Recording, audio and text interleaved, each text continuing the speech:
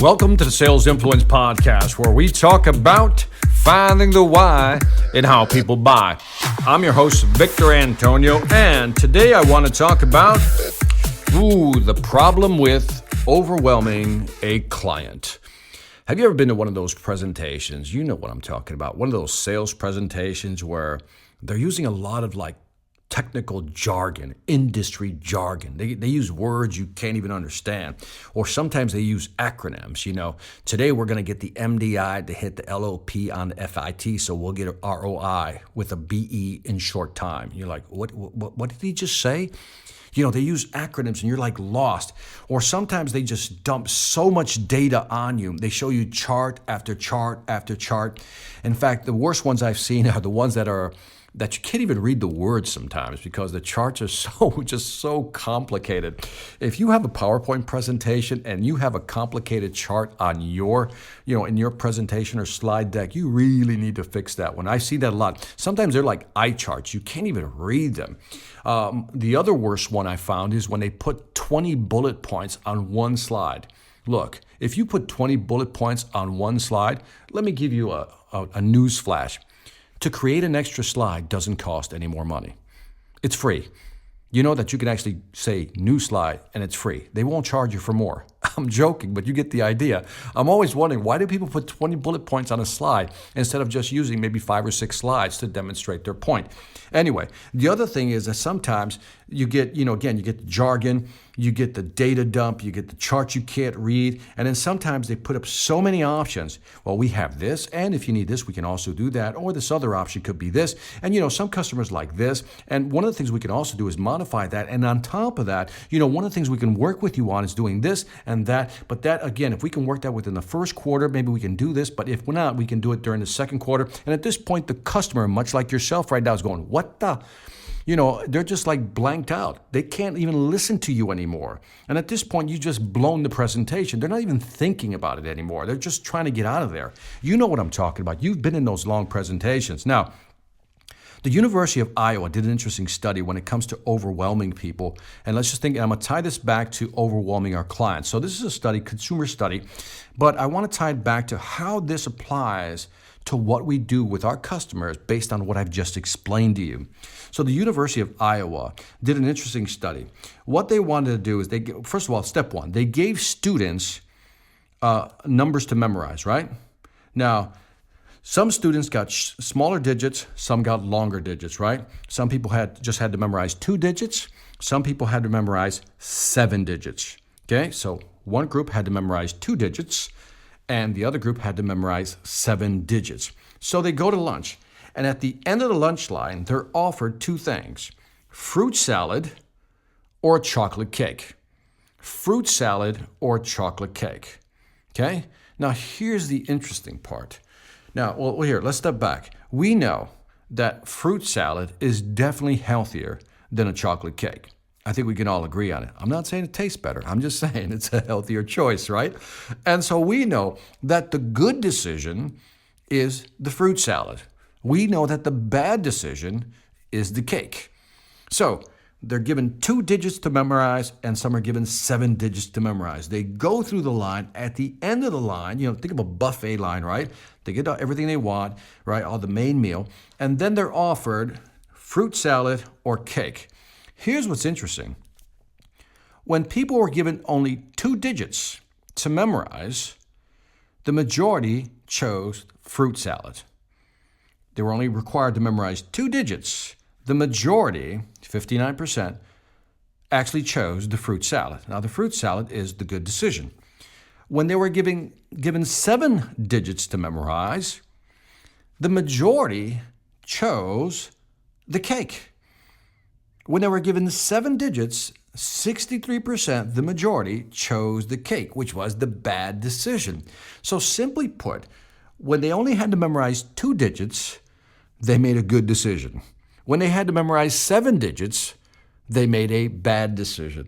Now, why is this interesting? Well, based on what I talked about early on, when we overwhelm a client with too much information, much like having to memorize 7 digits, when you give the customer a lot of jargon, you do a data dump, you give them too many options, you just give them too many things to think about, It overwhelms the brain. And when the mental burden is high,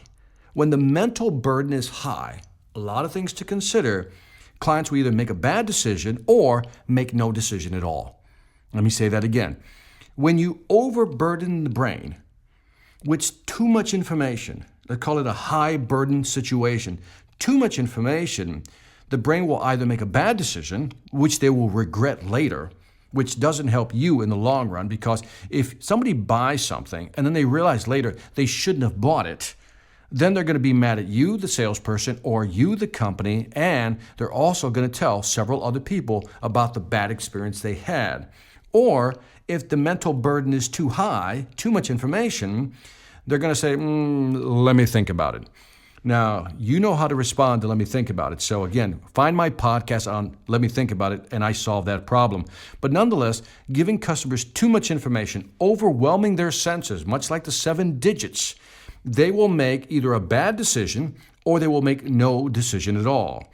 So what's the answer? Well, the answer is obvious. Let's move to the other side of the brain. And the mental burden is low. When the mental burden is low, 2 digits, customers can make a better decision. They could rationally walk through what they need and what they don't need. By simplifying your message, guess what? Customers respond to that. Simplify your message. Too often we think more is better. Pile on more. Give them more data. Give them more insight. Give them more case studies. Give them more videos to watch. Give them more social proof. Give them more, testimonials. You keep giving them all this stuff thinking it's helping you, but what the customer really wants for you to do is to simplify your message. Break it down. Make it so simple that they go, it's 2 digits. I got it. I can deal with that. I can make a decision on that.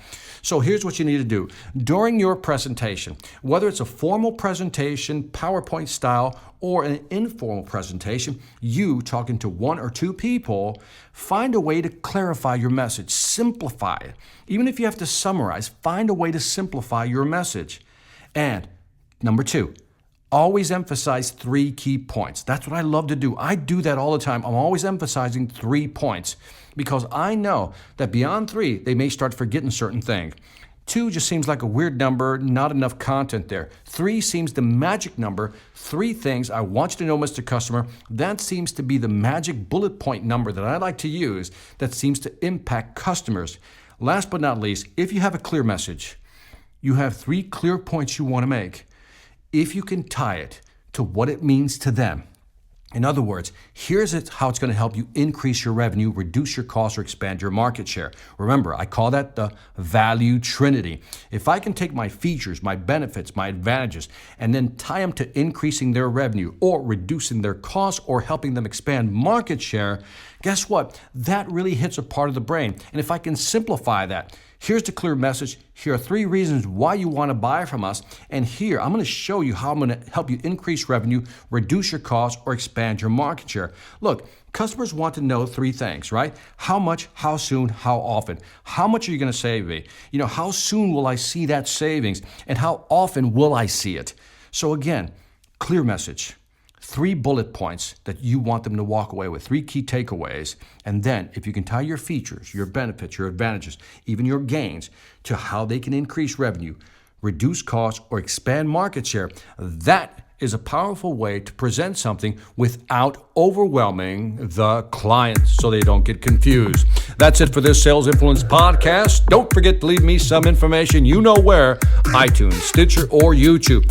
And again, if I have not gotten back to you on YouTube or some of the other social media avenues like Twitter and so forth, I do my best to try to answer your questions. And as I say, keep the questions simple.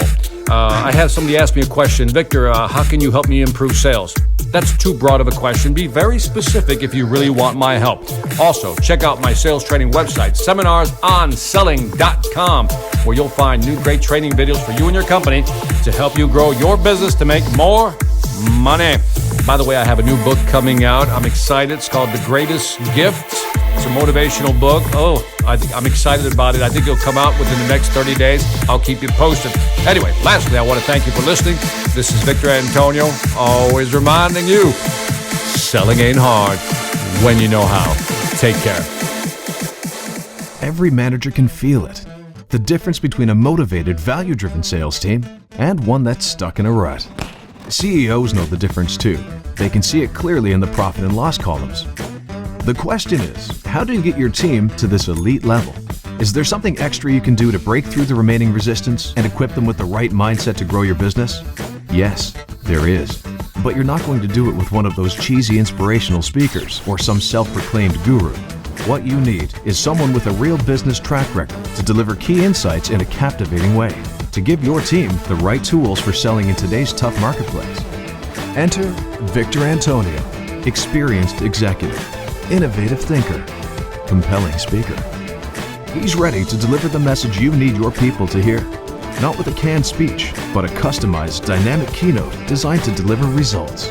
Bring Victor Antonio to your next event before the competition does.